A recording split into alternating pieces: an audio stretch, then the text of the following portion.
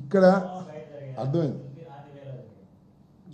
Theatre ప్రిమిసెస్లో జరిగిందా, out జరిగిందా కాదు. What is the cause of that? ఆ రోజున పుష్ప సినిమా దగ్గరికి పుష్ప హీరో వెళ్ళకపోతే అది జరిగేది కాదు. ఓకే, ఇవాళ వేమగిరిలో ఇది పెట్టకపోతే, పవన్ కళ్యాణ్, రామ్ చరణ్ వీళ్ళు రాకపోతే ఇది జరిగేది కాదు. దానికి దీనికి దూరం ఎంత ఉంది? కాదు. ప్రాణాలు, అక్కడ ప్రాణాలే, ఇక్కడ ప్రాణాలే. మీ అభిమానులే మీకోసమే వచ్చారు, వెళ్ళారు.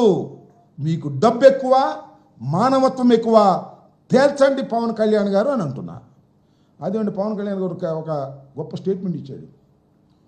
ఆ ఏడీపీ రోడ్లోనంట రోడ్డు దెబ్బతిందంట, అందుకు చచ్చిపోయారని చెప్పాడు.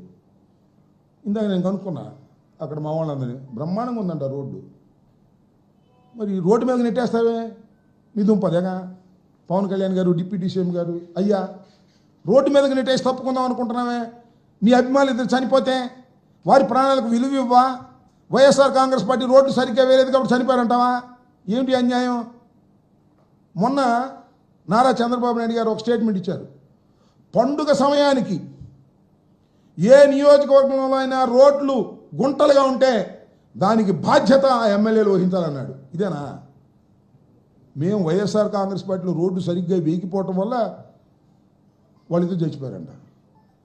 అదే సామెతన్నారా శర్మ గారు, చేప ఎందుకు అనలేదంటే ఎక్కడ దాకా వెళ్ళిందో మళ్ళీ వైసీపీకి కూర్చారు తీసుకొచ్చి.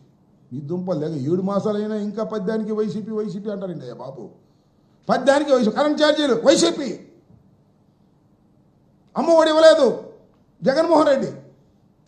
ఇట్లాంటి మాట్లాడేది 7 మాసాలు అయిపోయింది మీకు అధికారంలోకి వచ్చి, ఇంకా ఇదే పాట పాడటానికి మీకేమి షై అనిపించట్లేదు, సిగ్గు అనిపించట్లేదు. వాస్తవాలు గమనించండి. నేను మరొకసారి I'm reiterating the demand. Pushpa cinema దగ్గర యాక్సిడెంటే, గేమ్ చేంజర్ దగ్గర యాక్సిడెంటే. ఇక్కడ ఒక ప్రాణం, అక్కడ ఒక ప్రాణం, ఇక్కడ 2 ప్రాణాలు. అక్కడ 2 కోట్లు ఇప్పించారు, ఇక్కడ కూడా ప్రభుత్వం ప్రతి ఒక్కరికి 2 కోట్లు చొప్పున, ఇద్దరికి ఆ కుటుంబ సభ్యులకి, పేదవారికి 4 కోట్లు ఇప్పించేదాకా మేము సహించమని కూడా ఈ సందర్భంగా మనవి చేస్తున్నాం. లేకపోతే మీరే దెబ్బతింటారు. మీ మాటలు మీరే ఆచరించలేదను మీ దగ్గరికి వచ్చేటప్పటికి అది వేరు ఇది వేరండి. అది వేరు. అదేమో సినిమాల దగ్గర జరిగింది కదండి, ఇదేమో ఏడీబీ రోడ్ దగ్గర జరిగిందండి. ఇది ఎగ్గొట్టేద్దాం. అక్కడ ప్రాణాలు కాదు, ఇక్కడ ఈ ప్రాణాలు కాదు, అక్కడే ప్రాణాలు. దీనన్నిటికీ బాధ్యత, రెస్పాన్సిబిలిటీ తీసుకోవలసింది ఈ రాష్ట్ర ఉప ముఖ్యమంత్రి, సినిమా హీరో, అభిమానుల కోసం బాగా కృషి చేసే వ్యక్తి అని పేరు తెచ్చుకున్నాడు అనుకుంటున్నారు. ఇప్పుడేదో తేలిపోవాలా. 2 కోట్లు ఇవ్వకపోతే అన్యాయం, ఇస్తే శభాష్, మెచ్చుకుంటా. నేను కూడా శభాష్ అని చెప్తా. నిర్మాతలకి, చరణ్ గారికి, పవన్ కళ్యాణ్ గారికి, ఈ ప్రభుత్వానికి భలే చేశారు, తెలంగాణతో ఈక్వల్గా చేశారు, శభాష్ అని చెప్తా. ఓకే, హైకోర్టుకి వెళ్ళాం. హైకోర్టుకి వెళ్ళిన దాని మీద నేనేం వాదించలేదు, మీ అందరికీ తెలుసు. నేను I have given 5 complaints against the accused on November 19th. పోలీసులు కేసు రిజిస్టర్ చేయాల.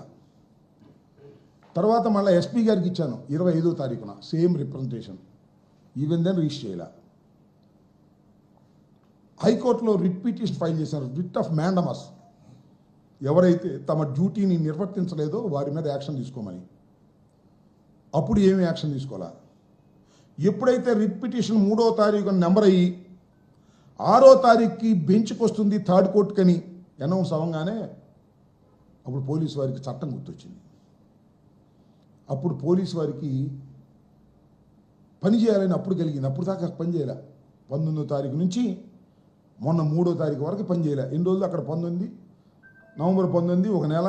ఇప్పుడు దాకా పని చేయాలి. సుమారుగా 60 కాదు, 50 రోజులు పైచీలకు వారికి చట్టం గుర్తురాల.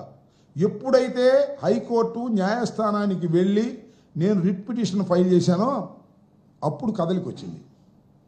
ఏమంటే పోలీసు వారు ఫోన్ చేశారు, అయ్యా మీరు రిట్ పిటిషన్లో పెట్టిన 5 కేసులు రిజిస్టర్ చేస్తామని చెప్పారు.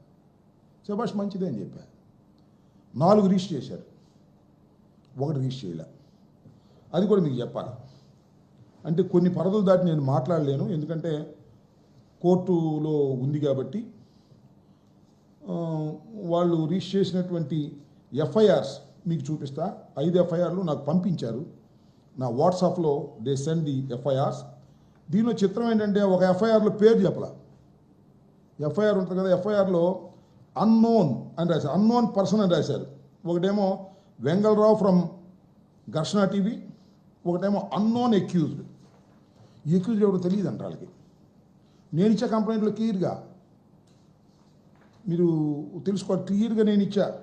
అయ్యా ఈ అయ్యన్న పాత్రుడు ఆయన ఈ ట్వీట్ చేశాడు నా మీద అసభ్యంగా అని నేను ఇచ్చా.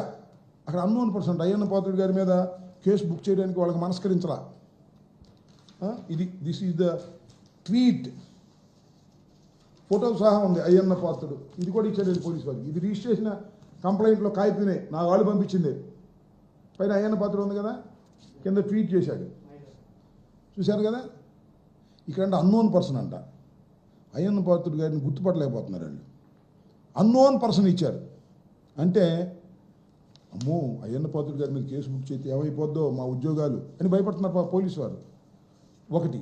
రెండోది, ఇంకో కంప్లైంట్ అది రిజిస్టర్ చేయలే. దాన్ని కూడా రేపు 4 వారాల తర్వాత కోర్టు వారు నాకు టైం ఇస్తారు.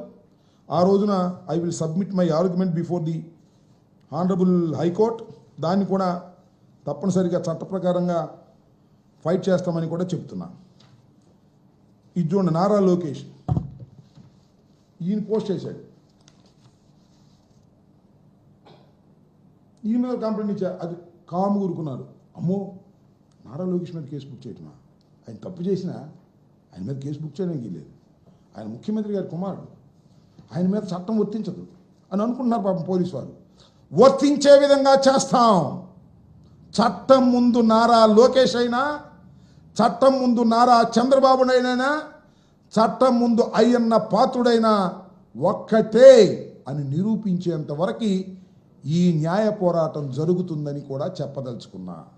ఈ న్యాయ పోరాటంలో నేనే కోర్టు వారి దగ్గరికి వెళ్ళి నాకు తెలిసిన భాషలో నేను ఆర్గ్యూ చేసి కోర్టు వారి ద్వారా న్యాయం పొందే ప్రయత్నం చేస్తాను. కోర్టు వారు డేట్ ఇచ్చిన తర్వాత మళ్ళా వెళ్ళి కోర్టు వారి ముందు హాజరై నా ఆర్గ్యుమెంటుని, నా ఆవేదనని వ్యక్తం చేస్తానని కూడా ఈ సందర్భంగా తెలియపరుస్తుంది.